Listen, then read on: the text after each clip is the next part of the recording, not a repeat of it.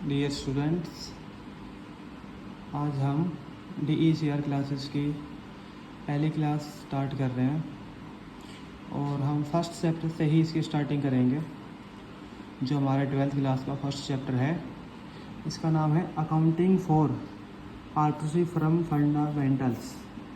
Fundamentals का यहाँ पे मतलब है बेसिक, कि भाई इस चैप्टर में हम पार्टनरशिप की बेसिक अकाउंटिंग पढ़ने वाले हैं। जैसे कि पार्टनरशिप का मीनिंग क्या है, ये पार्टनरशिप फर्म में कौन कौन से अकाउंट बनाए जाते हैं, बस यही सब बेसिक चीज़ें रखेंगे, कुछ अलग नहीं है। तो ये अकाउंटिंग करने से पहले एक बार हम पार्टनरशिप फर्म का जो मीनिंग है वो जान लेते हैं। तो हमारा पार्टनरशिप फर्म की जो डेफिनेशन है वो according to the Indian partnership act 1932 के, यहाँ पर लिखा नहीं है, मैं बता देता हूँ, सेक्शन 4 इंडियन पार्टनरशिप एक्ट हमारा, जिसमें ये 1932 के सेक्शन 4 में पार्टनरशिप की डेफिनेशन दी है। क्या लिखा है इसमें? इसमें लिखा है पार्टनरशिप क्या है? Partnership is the relation. Partnership कुछ लोगों के बीच का रिलेशन है, ठीक है ना। आगे बिटवीन पर्सन, पार्टनरशिप क्या है? ये कुछ लोगों के बीच का रिलेशन है। कौन है ये लोग? Who have agree to share the profit of business. ये क्या करते हैं? ये वो लोग हैं जो अपने बिजनेस के प्रॉफिट को शेयर यानी कि बांटते हैं। बिजनेस कौन चलाएगा भाई? Business carried on by all or any of them acting for all. या तो बिजनेस फर्म के सारे पार्टनर चलाएंगे या फिर सब में से कोई 1, 2, 3, 4 जो भी है वहाँ तक चला सकते हैं, ठीक है। मतलब ज़रूरी नहीं है कि जितने भी इस फर्म में पार्टनर है वो सारे ही इस फर्म को चलाएं। कोई एक चला सकता है, फिर सारे भी चला सकते हैं। तो एक बार दोबारा से देखेंगे, पार्टनरशिप क्या है? Partnership is the relation between person. ये कुछ लोगों के बीच का रिलेशन है। Who have agree to share the profit of business, जो एग्रीड हो रहा है अपने बिजनेस के प्रॉफिट को शेयर करने के लिए। बिजनेस कैरिड करेंगे या तो सारे पार्टनर या फिर सब में से कोई एक पार्टनर। ये इसकी डेफिनेशन दी है। इसके साथ कुछ और भी लिखा है इस डेफिनेशन के नीचे ही कि the person who have agreed to form partnership business और इंडिविजुअल इज कॉल्ड पार्टनर। मतलब जो लोग अपने बिजनेस को स्टार्ट कर रहे हैं, अगर उनको हम इंडिविजुअल पूछे, मतलब अलग अलग, भाई ए कौन है, बी कौन है, सी कौन है, तो इनको बोला जाएगा पार्टनर्स। हम 5 लोग मिलके एक बिजनेस स्टार्ट कर रहे हैं, राम श्याम मोहन। तो राम श्याम मोहन जब इनके बारे में अलग अलग बोला जा रहा है तो इसका मतलब ये पार्टनर है। लेकिन जब इनको पूछे भाई इकट्ठे कौन बने गए हैं, मतलब राम श्याम मोहन जितने भी पार्टनर है सबको इकट्ठा बोला गया, तो फिर इसको बोलेंगे फर्म है। मतलब अलग अलग होंगे, इंडिविजुअली पूछे तो बोलेंगे पार्टनर है, और अगर सबको इकट्ठा करके पूछा जाए तो बोलेंगे फर्म है। And the name under which they are carrying on a business is called firm name. अच्छा, अपने बिजनेस का जो नाम रखेंगे उसको हम क्या बोलेंगे? फर्म का नेम। फर्म का नेम कुछ भी हो सकता है, अल्फा लिमिटेड, XYZ लिमिटेड, कुछ भी इनकी फर्म का नाम हो सकता है। तो ये कई बार 1 नंबर के क्वेश्चन में जाता है कि जब पार्टनर्स के बारे में इंडिविजुअली पूछा जा रहा है तो उनको हम क्या बोलेंगे? फर्म बोलेंगे, पार्टनर बोलेंगे, या फिर कुछ और, तो उसको हम पार्टनर बोलेंगे। और जब उनको इकट्ठा पूछा जाए कलेक्टिवली तो फिर उनको बोला जाएगा फर्म, ठीक है। ये छोटी सी बात है। अब जो हमारा पार्टनरशिप एक्ट है 1932, इसमें कहता है कि नो सेपरेट लीगल एंटिटी। जो पार्टनर होते हैं ना, पार्टनरशिप फर्म में जो पार्टनर होते हैं, उनका जो एंटिटी है वो सेपरेट नहीं होता। मतलब पार्टनर और उनके फर्म, उनको एक ही माना जाता है। इसका मतलब ये हुआ, अगर कल ने ये फर्म ने किसी बैंक से लोन लिया है और अगर फर्म उस लोन को पे करने की पोजीशन में नहीं है तो उसकी लायबिलिटी पार्टनर के ऊपर आ जाएगी। पार्टनर को पे करना पड़ेगा वो लोन, अपने घर से रुपये लाने पड़ेंगे। तो ये कह रहा है कि जो पार्टनर है और उनके जो ये फर्म है उनको हम सेपरेट नहीं मानेंगे, दोनों एक ही है। लेकिन कंपनी के केस में ऐसा नहीं होता है। अगर कंपनी है और अगर उसने लोन लिया है तो कंपनी ही पे करेगी, उसके जो शेयर होल्डर है, जो उसके ओनर है, वो पे नहीं करते हैं। लेकिन पार्टनरशिप में दोनों के फर्म और पार्टनर को एक ही माना जाएगा, इसलिए उनको अलग अलग नहीं मानते हैं। तो जो लायबिलिटी फर्म की है वो पार्टनर की भी है। पार्टनरशिप डीड के बारे में जान लेंगे। पार्टनरशिप डीड क्या होती है? A partnership deed is written or oral agreement between all partners of a firm. मतलब ये एग्रीमेंट, पार्टनरशिप डीड क्या होगा? एक एग्रीमेंट होगा। एग्रीमेंट मतलब कि एक पेज लेंगे, उस पर लिखेंगे भाई तुम कितने घंटे काम करोगे, है ना, तुम फर्म में कितनी कैपिटल लगाओगे, तुम्हें काम करने के बदले में कितनी सैलरी मिलेगी या फिर कमीशन मिलेगा, तुम्हें क्या करना पड़ेगा, तुम्हें प्रॉफिट में शेयर कितना मिलेगा। तो ये सब बातें जब एक मतलब पहले से डिसाइड की जाती है, उसको हम कहते हैं एग्रीमेंट। और एक फर्म के पार्टनर के बीच जो एग्रीमेंट होता है ना, इस एग्रीमेंट को ही हम पार्टनरशिप डीड बोलते हैं। अब एग्रीमेंट तो ओनर और उसके एम्प्लॉय के बीच में होता है, उसको हम पार्टनरशिप डीड नहीं बोलेंगे। पार्टनरशिप डीड तो सिर्फ एक फर्म के जो पार्टनर है इनके बीच जो एग्रीमेंट होगा, इसी को पार्टनरशिप डीड बोला जाता है। अब ये एग्रीमेंट रिटर्न भी हो सकता है या फिर ओरल भी हो सकता है। अब कौन सा ज़रूरी है? कोई भी ज़रूरी नहीं है। रिटर्न कर लो, ओरल कर लो, ठीक है, कोई ज़रूरी नहीं है कि तुम रिटर्न में रखो फिर ओरल में रखो। रिटर्न में रखेंगे तो सब कुछ लिखित में रहेगा, कल में अगर कुछ भूल भी जाएंगे तो वहाँ से चेक कर सकते हैं, झगड़े नहीं होंगे। ओरल में रहेगा तो थोड़ा भूलने की वो हो सकती है कि भाई आज हमने एग्रीमेंट किया और 1 साल के बाद एग्रीमेंट को याद कर रहे हैं भाई क्या क्या बताया था, तो वहाँ पे कुछ भूल गए तो फिर हमारे भी झगड़े हो सकते हैं। तो ये कुछ बातें हैं कि एग्रीमेंट रिटर्न या फिर ओरल कैसे भी हो, बाकी तो कोई ज़रूरी नहीं है कि किस तरह से बनाया जाएगा।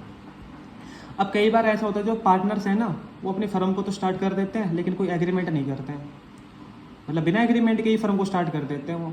तो इस केस में क्या करेंगे भाई? एग्रीमेंट नहीं होगा तो फिर झगड़े होंगे, प्रॉफिट को बांटने को लेकर के झगड़े होंगे, है ना। इनका जो इंटरेस्ट ऑन कैपिटल वो कितना दिया जाएगा इसको लेकर झगड़े होंगे, salary, commission, interest on drawing, interest on, इन सब चीज़ों को लेकर झगड़े हो सकते हैं। वो कहेगा भाई मुझे सैलरी दो, वो कहेगा मुझे कमीशन दो, वो कहेगा मुझे प्रॉफिट में ज़्यादा शेयर दो। ऐसे पार्टनर जो है आपस में झगड़े कर सकते हैं। तो अब क्या किया जाएगा? क्योंकि एग्रीमेंट तो हुआ ही नहीं, अब झगड़े का जो सोल्यूशन है वो कैसे करेंगे? तो हमारा जो इंडियन पार्टिसिपेट एक्ट है ना, इसी में कुछ रूल लिखे हैं कि भाई अगर एग्रीमेंट नहीं होगा तो ये रूल अपने आप ही अप्लीकेबल हो जाएंगे। लेकिन अप्लीकेबल कब होंगे? ये रूल अप्लीकेबल होंगे in the absence of partnership deed. जब पार्टनरशिप डीड नहीं होगी, एग्रीमेंट नहीं होगा, तब ये रूल अप्लीकेबल होंगे। अगर एग्रीमेंट है तो उसके हिसाब से काम चलेगा, अगर एग्रीमेंट नहीं है तो फिर ये रूल अपने आप ही अप्लीकेबल हो जाएंगे। अब ये रूल्स क्या क्या है? सबसे पहले तो जैसे झगड़ा हो रहा था प्रॉफिट शेयरिंग रेशियो कितना होगा भाई, तो यहाँ पे लिखा है इक्वली, यहाँ पे लिखा है इक्वली, कि अगर इनके बीच एग्रीमेंट में ये नहीं लिखा गया कि भाई रेशियो हमारा क्या होगा प्रॉफिट बांटने का। जैसे ABC 3 पार्टनर थे, रेशियो नहीं बताया किस रेशियो में हमारे बीच प्रॉफिट बटेगा, तो अगर नहीं बताया तो आज वो प्रॉफिट इक्वली बांटा जाएगा। रूल ये कहता है, ठीक है। अगर पहले से ही इनका डिसाइडेड होता भाई हम प्रॉफिट इस रेशियो में बांटेंगे, 3-2-1 में, 4-2-1 में, कुछ में भी, तो एग्रीमेंट होता तो फिर झगड़ा नहीं होता। लेकिन एग्रीमेंट नहीं है तो अब झगड़े हो रहे हैं। और फिर रूल क्या लगेगा यहाँ पे? रूल ये लगेगा कि जो प्रॉफिट शेयरिंग रेशियो इक्वली होगा सबके बीच, ना किसी को कम ना किसी को ज़्यादा, सबका बराबर रहेगा। फिर झगड़ा हो सकता था इंटरेस्ट ऑन कैपिटल को लेकर के, तो यहाँ पे इंटरेस्ट ऑन कैपिटल की रेट अगर फिक्स नहीं है तो आज इनको पार्टनर को कोई भी इंटरेस्ट ऑन कैपिटल पेड नहीं किया जाएगा, ना ही हम इनको सैलरी और कमीशन पेड करेंगे अगर एग्रीमेंट में नहीं लिखा है तो। एग्रीमेंट में नहीं लिखा है तो रूल ये बनेगा कि भाई किसी को भी सैलरी और कमीशन पेड नहीं किया जाएगा। इंटरेस्ट ऑन ड्रॉइंग्स जो फर्म पार्टनर से लेती है, एक तरीके से फर्म की इनकम है। यहाँ तो जो पेड कर रही थी ना interest on capital, salary, commission, ये फर्म पेड कर रही थी तो फर्म के लिए एक्सपेंसिस था। लेकिन जो इंटरेस्ट ऑन ड्रॉइंग्स है ये फर्म पार्टनर से लेती है, फर्म की इनकम है ये। तो क्या अगर एग्रीमेंट में इंटरेस्ट ऑन ड्रॉइंग्स की रेट नहीं है तो क्या पार्टनर से इंटरेस्ट ऑन ड्रॉइंग्स लेंगे या नहीं लेंगे? तो बात यहाँ पे ये है, रूल ये बनेगा कि नोट टेकन नोट चार्ज, मतलब ना तो पार्टनर से इंटरेस्ट ड्रॉइंग्स हम लेंगे, नहीं लेंगे इंटरेस्ट ऑन ड्रॉइंग्स। फिर अगर किसी पार्टनर ने फर्म को लोन दे रखा है तो क्या फर्म उसको इंटरेस्ट ऑन लोन पे करेगी? अगर एग्रीमेंट में नहीं लिखा है तो बिल्कुल करेगी। कि इंटरेस्ट ऑन लोन उनको 6% के रेट से तो दिया ही जाएगा। तो ये कुछ मेन बातें हैं जो पार्टनरशिप डीड के अब्सेंस होने पर भी एप्लीकेबल होते हैं। कि इंपॉर्टेंट है ये चीज़, ये जब हम क्वेश्चन करेंगे, प्रैक्टिकल क्वेश्चन करेंगे, वहाँ भी ज़रूरी है, इनके बारे में हमें पता होना चाहिए। और एग्जाम में भी ये तुमसे पूछ सकता है थ्योरी वाले क्वेश्चन में। अब देखना जब हम आगे चल के क्वेश्चन करेंगे, अगर किसी क्वेश्चन में पार्टनर का रेशियो गिवन नहीं होगा तो फिर हम वो इक्वली मान लेंगे। सैलरी के बारे में बता दिया भाई, ए को सैलरी पेड करनी, बी के बारे में नहीं बताया तो रूल ये होगा कि बी को सैलरी नहीं दी जाएगी। कमीशन के बारे में बताया भाई, ए को कमीशन देना है, बी के बारे में कुछ नहीं बताया तो फिर नहीं दिया जाएगा। मतलब अगर इन सब के बारे में क्वेश्चन में इन्फॉर्मेशन नहीं है तो ये इस हिसाब से काम करेंगे, हम इस हिसाब से काम करेंगे। किसी पार्टनर का लोन है तो उसके लोन पेड करने के बारे में नहीं बता रखा तो उसको 6% के रेट से तो फिर भी देना ही पड़ेगा, ठीक है। तो ये वहाँ पे ज़रूरी है। एक चीज़ और हमें समझनी है, एक बार हम अकाउंटिंग करने से पहले कुछ जो बेसिक है, जो इंपॉर्टेंट चीज़ें हैं, सिर्फ वही मैं आपको कराऊंगा, छोटी क्लास है इसलिए। तो ये दो चीज़ें यहाँ पे, distinctions between charge against profit and appropriation out of profit, दो चीज़ों के बारे में ये भी जानना बहुत जरूरी है। ये भी कह सकते हैं कि क्वेश्चन के पॉइंट ऑफ व्यू से बहुत इंपॉर्टेंट चीज़ है। एग्जाम में शायद ये थ्योरी नहीं आए, लेकिन क्वेश्चन करना है तो उसके लिए ये चीज़ें आनी, ये समझनी जरूरी कि इनका मतलब क्या है। तो चार्ज अगेंस्ट प्रॉफिट, ये कुछ एक्सपेंसेस होते हैं, चार्ज अगेंस्ट प्रॉफिट जिनको हम बोलते हैं, और एक्सपेंसेस होते हैं एप्रोप्रिएशन आउट ऑफ प्रॉफिट। मतलब दोनों एक्सपेंसेस ही है, लेकिन दोनों का मतलब थोड़ा सा अलग है, दिखाने की जो तरीका है वो अलग है। इनको एक अलग जगह लिखा जाएगा, इनको एक अलग जगह लिखा जाएगा। अभी क्या क्या इनके बारे में जानते हैं, देखो। Charge against profit, it is necessary to make charge against profit even if there is loss, मतलब ये फर्म को पेड करने ही पड़ेंगे। चार्ज अगेंस्ट एक्सपेंसेस जब भी आएंगे तो फर्म इनको पेड करेगी, चाहे फर्म को लॉस हो या फिर प्रॉफिट हो, इस बात से कोई फर्क नहीं पड़ता। ठीक है, यानी कि मेरी फर्म है और मुझे लॉस हो रहा है और कोई चार्ज अगेंस्ट एक्सपेंसेस आ गया, अब मुझे उसकी पेमेंट करनी ही पड़ेगी चाहे मेरे पास प्रॉफिट हो या नहीं हो। अब appropriation out of profit, appropriation are made only when there is profit. अगर फर्म को प्रॉफिट हो रहा है तो ही फर्म इन एप्रोविजन आउट ऑफ प्रॉफिट वाले एक्सपेंसेस की पेमेंट करेगी। अगर प्रॉफिट नहीं हो रहा है तो फिर इनकी पेमेंट नहीं की जाएगी। ठीक है, कुछ एग्जाम्पल्स जान लेते हैं एग्जाम्पल कि भाई चार्ज अगेंस्ट कौन कौन से होते हैं। अब ये जो एग्जाम्पल्स यहाँ पे दिए हैं वो मतलब तुम्हारे पास क्वेश्चन में भी आएंगे और मतलब बहुत ज़्यादा नहीं है, ये कुछ 4-5 ही है जो आएंगे बस। तो जान लेते हैं कौन कौन से चार्ज अगेंस्ट है।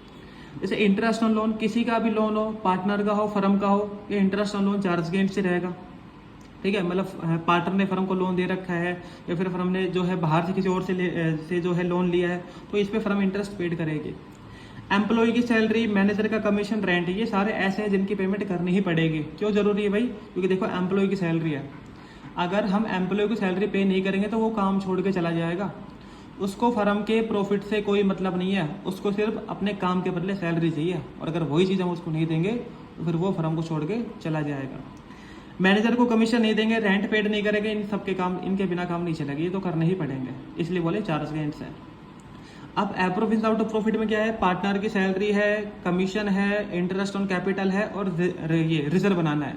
तो ये वो है जो फर्म पार्टनर को पे कर रही है। अब देखो क्या हो सकता है, अगर भाई फर्म को हो गया लॉस, मान के चलो फर्म को लॉस हो गया 10,000 रुपये का। अब एक पार्टनर कह रहा है भाई मैं तो सैलरी लूंगा, मैं तो नहीं मानूंगा, सैलरी लूंगा, तो चार्ज अगेंस्ट हो जाएगा अगर उसको देना ही पड़ेगा तो चलो फर्म ने उसको 5,000 की सैलरी और पेड कर दी। अब लॉस कितना हो गया? 15,000 का। 10,000 का पहले से लॉस था, सैलरी और पेड कर दी, तो सैलरी पेड करने से क्या होगा? अपना जो एक्सपेंसेस है वो बढ़ेगा और एक्सपेंसेस बढ़ने से प्रॉफिट जो है वो और माइनस में जाएगा, मतलब कि लॉस हमारा और बढ़ेगा। अब ये जो 15,000 रुपये का लॉस है किस किस के बीच बटेगा? इन पार्टनर के बीच ही बटने वाला है। जो पार्टनर सैलरी मांग रहा था, कहीं ना कहीं फर्म लॉस उसी से पूरा करवा लेगी। तो फायदा क्या हुआ? एक बार हम उनको खुश कर रहे हैं भाई लो प्रॉफिट लो, ठीक है, मतलब ये एक बार हम उनको खुश कर रहे हैं कि भाई लो सैलरी लो, कमीशन लो, फिर उनसे वापस मंगा रहे हैं, तो फायदा क्या हुआ? ये जो चीज़ें हैं वो ऐसी है जिनकी पेमेंट सिर्फ प्रॉफिट होने पे ही करेंगे। रिजर्व का मतलब क्या है कि अपने फ्यूचर में अपने फर्म की जो फाइनेंशियल पोजीशन है ना, इसको स्ट्रेंथ बनाना है कि भाई अगर हमारे पास कहीं ने मतलब कहीं अगर फ्यूचर में हमें कोई फंड की रिक्वायरमेंट आ गई, कहीं से रुपए चाहिए लेकिन हमारे पास हमें कहीं से भी नहीं मिलेंगे, तो कहाँ से मतलब कैसे काम चलेगा फिर हमारा? तो इसलिए फर्म क्या करती है, अपने प्रॉफिट में से कुछ रुपए आज ही बचा लेती फ्यूचर के लिए, ठीक है, ताकि फ्यूचर में जरूरत पड़ेगी तो यूज़ कर लेंगे। तो ये जो फ्यूचर के लिए जो प्रॉफिट में से बचा के रखे इसको हम बोलते हैं जनरल रिजर्व। ये जनरल काम का है, किसी भी काम हम इस फंड को लगा सकते हैं। लेकिन बचाएंगे तो ये जो रिजर्व है ये तो तब बनाएंगे जब प्रॉफिट होगा, अगर प्रॉफिट नहीं हो तो कहाँ से पैसे बचाएंगे? तो ये वही है कि ये भी एप्रोविजन आउट ऑफ प्रॉफिट है। अब सबसे इंपॉर्टेंट चीज़ ये है कि जो चार्ज अगेंस्ट है इनको हम कहाँ लिखेंगे? तो जितने भी चार्ज अगेंस्ट एक्सपेंसेस है वो सारे प्रॉफिट एंड लॉस काउंट के डेबिट में जाएंगे। हाँ, ये वही प्रॉफिट एंड लॉस काउंट है जो तुमने 11th में पढ़ा था, वही है, ठीक है। और लेकिन तुमने तो वहाँ पे बहुत बड़ा जो है फॉर्मेट देखा था प्रॉफिट एंड लॉस काउंट का, लेकिन उतनी सारी चीज़ें नहीं करनी है तुम्हें, सिर्फ कुछ गिनी चुनी चीज़ें हैं वही आएगी। जैसे कि एक तो इंटरेस्ट ऑन लोन, एक जो है मैनेजर का कमीशन, एक रेंट, ये बस 3-4 चीज़ें ये है जो क्वेश्चन में आएगी प्रॉफिट एंड लॉस काउंट के लिए। तो जब भी अगर इनमें से कोई भी ये चीज़ दिख जाए तो उसको तुम फिर प्रॉफिट एंड लॉस काउंट में लिखोगे। अब जो एप्रोविजन आउट ऑफ प्रॉफिट वाले एक्सपेंसेस होते हैं इनको हम कहाँ लिखते हैं? इनको हम डेबिट में लिखते हैं, प्रॉफिट एंड लॉस एप्रोविजन अकाउंट में। ये न्यू चीज़ है, मतलब प्रॉफिट एंड लॉस एप्रोविजन अकाउंट तुमने अब से पहले नहीं पढ़ा, नहीं सुना इसके बारे में, और ये पार्टनरशिप फर्म में होता है। तो पार्टनरशिप फर्म की अकाउंटिंग तो फर्स्ट टाइम कर रहे हो, तो ये अकाउंट भी तुम फर्स्ट टाइम ही पढ़ रहे हो, प्रॉफिट एंड लॉस एप्रोविजन अकाउंट। लेकिन कोई मुश्किल नहीं है, बहुत आसान है। तो आज की क्लास हम यही पे एंड करेंगे, इसके बाद नेक्स्ट क्लास में हम करेंगे ये सब चीज़ें। आप देख सकते हैं यहाँ पे ये पूरी पार्टनरशिप फर्म की अकाउंटिंग किस तरह से होती है, सारे अकाउंट हमें समझना है, बहुत ईजी है अगर आप मेरे साथ जुड़े रहेंगे तो। Thank you for watching.